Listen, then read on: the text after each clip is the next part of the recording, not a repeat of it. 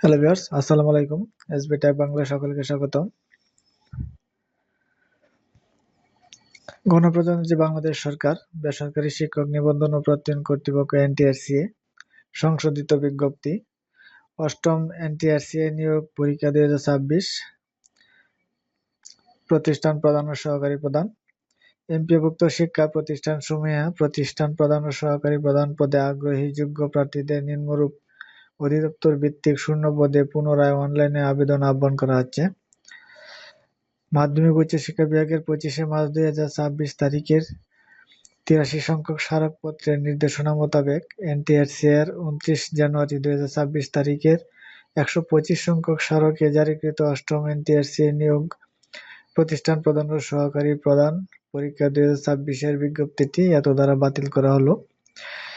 ইতিমধ্যে আবেদনকৃত প্রার্থীদের আবেদন ফি, অনলাইন ব্যাংকিং চার্জ এবং টেলিটক বাংলাদেশ লিমিটেডের চ্যানেল ফি কর্তনপূর্বক অনলাইন ব্যাংকিং, নগদ, বিকাশ, রকেট ইত্যাদি মাধ্যমে ফেরত দেওয়ার বিষয়টি প্রক্রিয়াধীন রয়েছে।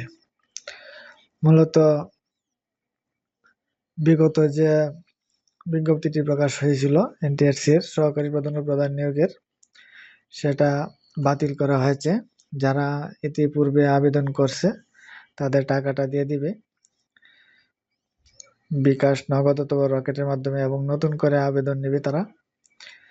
এখানে কিছু সংযোজন বিয়োজন আছে শিক্ষাগত যোগ্যতা এবং চাকরি বয়সের দিক থেকে। এখানে মাধ্যমিক উচ্চ শিক্ষা অধিদপ্তরে 3296টা পোস্ট আছে মাধ্যমিকে সহকারী প্রধান, আর প্রধান আছে নিম্ন মাধ্যমিকে 374টা। কারিগরি অধিদপ্তরে আছে 112টি, মাদ্রাসায় আছে 3131টি, মোট 9708টি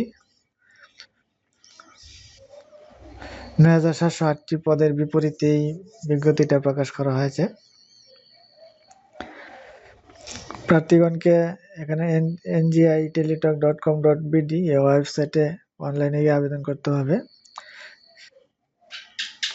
আবেদন শুরুর তারিখ 28শে মার্চ 2026 খ্রিস্টাব্দ, মার্চের 28 তারিখ থেকে শুরু হবে, শেষ হবে 4 এপ্রিল 2026 খ্রিস্টাব্দ রাত্র 11টা 59 পর্যন্ত। পরীক্ষার ফি 350 টাকা। 5 এপ্রিল 2026 তারিখ রাত 11টা 59 পর্যন্ত টাকা জমা দেওয়া যাবে। নিয়োগ পরীক্ষার ধরন, নম্বর বন্টন, সময় ও তারিখ। এমসিকিউ পরীক্ষা হবে 1 ঘন্টা।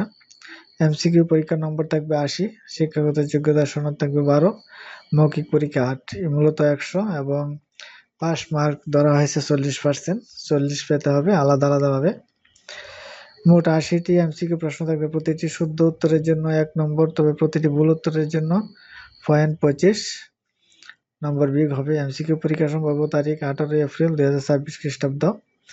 পরীক্ষার বিষয়সমূহ বাংলা, ইংরেজি, আইসিটি, মানসিক দক্ষতা ও গাণিতিক যুক্তি, সাধারণ জ্ঞান, বাংলাদেশ ও আন্তর্জাতিক বিষয়াবলী, প্রশাসনিক ব্যবস্থাপনা, আইন বিধি প্রবিধি, নীতিমালা, পরিপত্র ও আদেশসমূহ, আর্থিক ব্যবস্থাপনা এবং অধিদপ্তরের অনুসারে নিম্নোক্ত বিষয়সমূহ।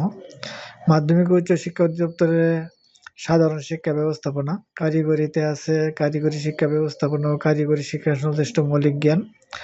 মাদ্রাসা শিক্ষা অধিদপ্তরে আছে মাদ্রাসা শিক্ষা ব্যবস্থাপনা, আল কোরআন, হাদিস, ফিকা, আরবি ভাষা ও ইসলামী শিক্ষা। যোগ্যতা অভিজ্ঞতা 3 অধিদপ্তর কর্তৃক সর্বশেষ জারিকৃত জনবল কাঠামো ও এমপিও নীতিমালা মোতাবেক কাম্য শিক্ষাগত যোগ্যতা ও অভিজ্ঞতা প্রযোজ্য। মূলত 3টা অধিদপ্তরে একটি জনবল কাঠামো ও এমপিও নীতিমালা প্রকাশ করা হয়েছে, যেটাতে সবকিছুই আছে। এগুলো দেখে আবেদনটা করতে হবে। নিয়োগ সুপারিশ প্রক্রিয়া, এমসিকিউ ও মৌখিক পরীক্ষা শেষে সর্বমোট প্রাপ্ত নম্বরের ভিত্তিতে মেধাক্রম ও প্রতিষ্ঠান পছন্দক্রম অনুসারে টেলিটক বাংলাদেশ লিমিটেডের তত্ত্বাবধানে সফটওয়্যারের সাহায্যে শতভাগ অটোমেশন স্বয়ংক্রিয় পদ্ধতিতে নিয়োগ সুপারিশ কার্যক্রম সম্পাদন করা হবে।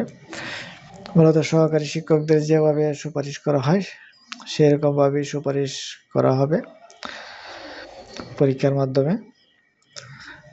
বিগত যে বিজ্ঞপ্তিটা ছিল সেই বিজ্ঞপ্তিটা বাতিল করা হয়েছে, নতুন করে একটি বিজ্ঞপ্তি প্রকাশ করা হয়েছে। এবং এখানে চাকরির কিছু বাধ্যবাধকতা আছে। আগে ছিল 10 বছর, এখন বাড়িয়ে দিয়েছে তারা। প্রতিষ্ঠান প্রধান 18 বছর লাগবে। মাধ্যমিক ও উচ্চশিক্ষা অধিদপ্তরে জনবল কাঠামো সংশোধিত দেওয়া আছে, সেটা ভালোভাবে দেখলেই সবকিছু বোঝা যাবে। আবেদনটা করার আগে এমপিও নীতিমালাটা ভালোভাবে দেখতে হবে, ভালোভাবে দেখে আবেদনটা সম্পন্ন করতে হবে। হ্যালো ভিউয়ার্স, আজকের ভিডিওটা এ পর্যন্তই। সংশোধিত বিজ্ঞপ্তিটা যে প্রকাশ করা হয়েছে সেটাই মূলত শেয়ার করা আজকে। আমার চ্যানেলে নতুন হয়ে থাকলে চ্যানেলটা সাবস্ক্রাইব করে রাখবেন, যাতে পরবর্তী ভিডিও আপলোডের সাথে সাথে নোটিফিকেশন পেয়ে যান। ওকে, থ্যাংক ইউ, ধন্যবাদ।